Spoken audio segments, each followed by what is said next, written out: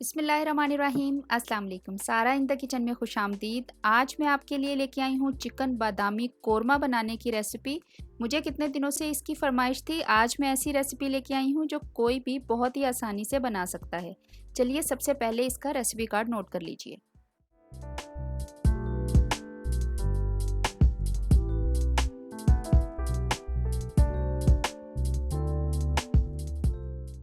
कोरमा बनाने के लिए मैंने लिया है आधा किलो चिकन, बोन वाला है ये। उसमें मैं डाल रही हूँ आधा कप दही का। दही आपका खट्टा नहीं होना चाहिए।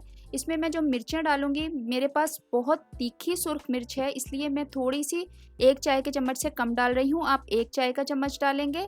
1 चाय का चम्मच मैंने इसमें डाला है सूखा धनिया। आधा चाय का चम्मच मैंने इसमें हल्दी डाली है। 1 चाय का चम्मच मैंने इसमें नमक का डाला है, आप हस्बे जायका डालेंगे। 1 तेज पत्ता डाला है।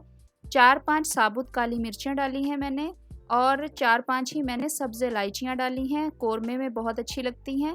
फिर मैंने छोटी छोटी कहवे के लिए दालचीनी को तोड़ के रखा हुआ था, तो मैं इसलिए इस तरह की डाल रही हूँ। आप एक आधे इंच का टुकड़ा डालेंगे।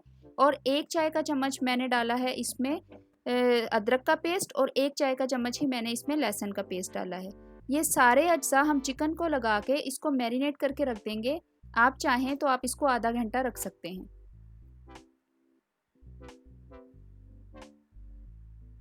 ये कोरमा बनाना बेहद आसान है और इसका जायका जो है वो बेहद मज़ेदार और बिल्कुल शादियों वाले कोरमे जैसा होता है।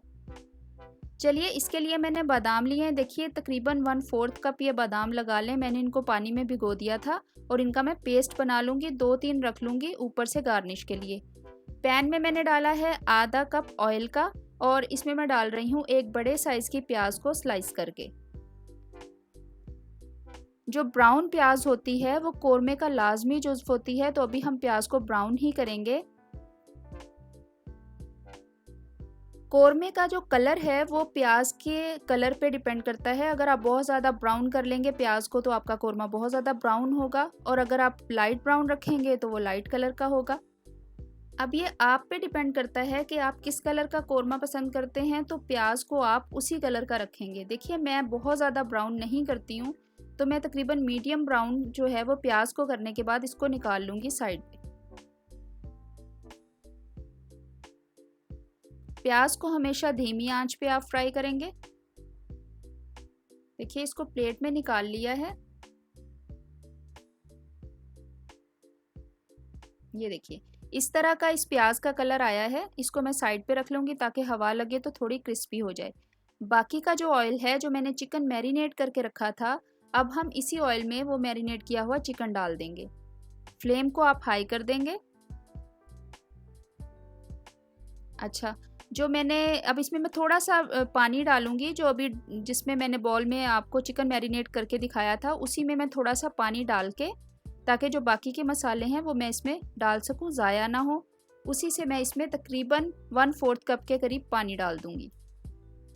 ये देखिए, पानी डालने के बाद फ्लेम को आपने हाई पे किया हुआ है।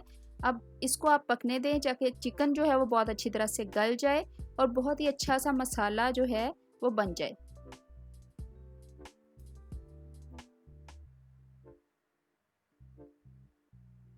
अगर आप चाहें तो आप इसको ढक्कन भी लगा सकते हैं, या आप यूं ही भी पकने दे सकते हैं, जैसे आपकी मर्ज़ी हो। लेकिन चिकन जो है वो बहुत ही अच्छी तरह से गला हुआ होना चाहिए।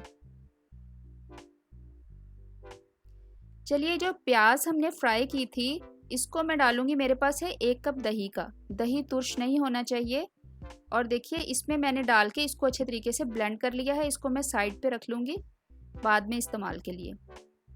ये देखिए, चिकन पकते हुए हमारे 4 से 5 मिनट हो गए हैं, और तकरीबन ये भुनाई पे जब आ जाए तो आपने इसको भूनना शुरू कर देना है। अगर आपको पसंद ना हो ये खड़े मसाले, तो आप पोटली बना के भी डाल सकते हैं, या आप कोरमा बनने के बाद इनको निकाल भी सकते हैं।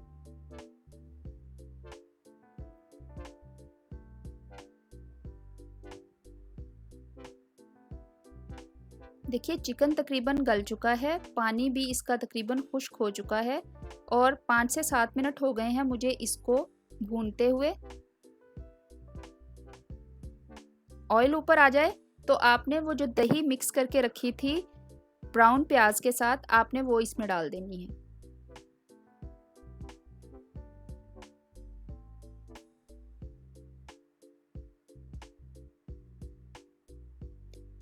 जो शुरू में मैंने आपको भीगे हुए बादाम दिखाए थे उनको मैंने छिलके उतार के पीस के पेस्ट बना ली है। 4-5 बादाम रख लिए थे ऊपर से डालने के लिए। अब इस मौके पे आके दही डालने के बाद हम इसमें बादाम का पेस्ट डाल देंगे। बादाम का पेस्ट और जो प्याज दही में मिक्स किया था वो हमारे कोरमे की ग्रेवी को एक बहुत ही अच्छा सा टेक्सचर भी दे देगा और जायका भी। बादाम डालने के बाद अब आप ढक्कन लगा के इसको पकने देंगे तकरीबन 4 से 5 मिनट के लिए। 4 से 5 मिनट के बाद मैंने इसको खोला है। देखिए ऑयल ऊपर आ गया है, दही का पानी ऑलमोस्ट खुश्क हो चुका है। बादामों की वजह से और फ्राई प्याज की वजह से इसकी ग्रेवी बहुत ही अच्छी हो गई है, बहुत स्मूथ सा इसका टेक्सचर हो गया है।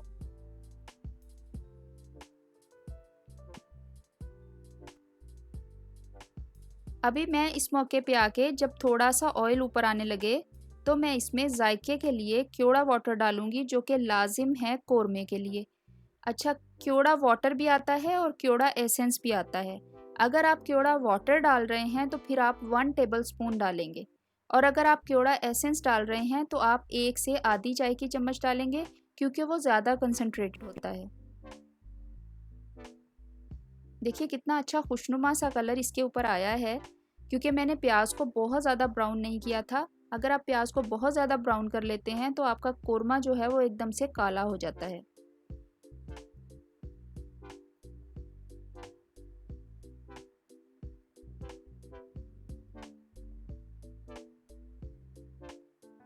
देखिए ऑयल ऊपर आ गया। अब मैं इसमें डाल रही हूँ 1 टीस्पून क्योड़ा एसेंस का। अगर मैं वाटर डालती तो मैं टेबल स्पून डालती, ठीक है। इसको डालने के बाद हल्का सा भूनेंगे। क्या लाजवाब इसकी खुशबू है, इलायचियों की वजह से, क्योड़ा वाटर की वजह से, प्याज की वजह से, बादाम भी डाले हैं। अब आके मुझे क्योंकि थोड़ी सी ग्रेवी चाहिए तो इसलिए मैं इसमें डालूंगी तेज़ गर्म पानी। मैं आपको हमेशा ये टिप बताती हूँ कि जब सालन के एंड में आपने थोड़ी सी ग्रेवी ज़्यादा करनी होती है तो आप चाहते हैं कि आपके सालन का जायका ख़राब ना हो तो आप उसमें तेज़ गर्म पानी डाला करें। इससे आपके सालन का जायका ख़राब नहीं होता, ग्रेवी थोड़ी ज़्यादा हो जाती है। देखिए मुनासिब सी ग्रेवी हो गई। अब मैं इसको ढक दूँगी ताकि ऑयल ऊपर आ जाए और बेहतरीन सा कोरमा रेडी हो जाए। जो हमने एसेंस डाला है उसकी खुशबू भी इन्फ्यूज़ हो जाए। परफेक्ट किस्म का कोरमा रेडी है। ऑयल ऊपर आ गया है, क्या लाजवाब खुशबू आ रही है। जो थोड़े से बादाम मैंने बचा के रखे थे वो मैंने ऊपर डाल दिए हैं गार्निश के लिए, और थोड़ा सा बिल्कुल 2 to 3 पिंच ज़ाफ़रानी गरम मसाला बाज़ार में डिब्बे में बहुत ही आसानी से मिल जाता है, वो मैं ऊपर से स्प्रिंकल कर दूंगी। डिश में निकाला है। देखिए कितना अच्छा, कितना मज़ेदार, और किसी भी तरह से ये शादियों वाला जो देग का कोरमा होता है उससे कम नहीं है।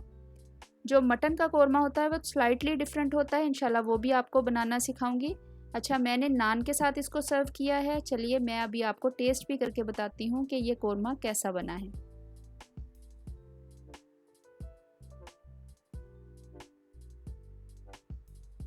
आप इसको तंदूरी रोटी के साथ, इवन के चावल के साथ भी सर्व कर सकते हैं, जैसे आप पसंद करें, लेकिन नान और कोरमे का तो कोई जवाब ही नहीं है।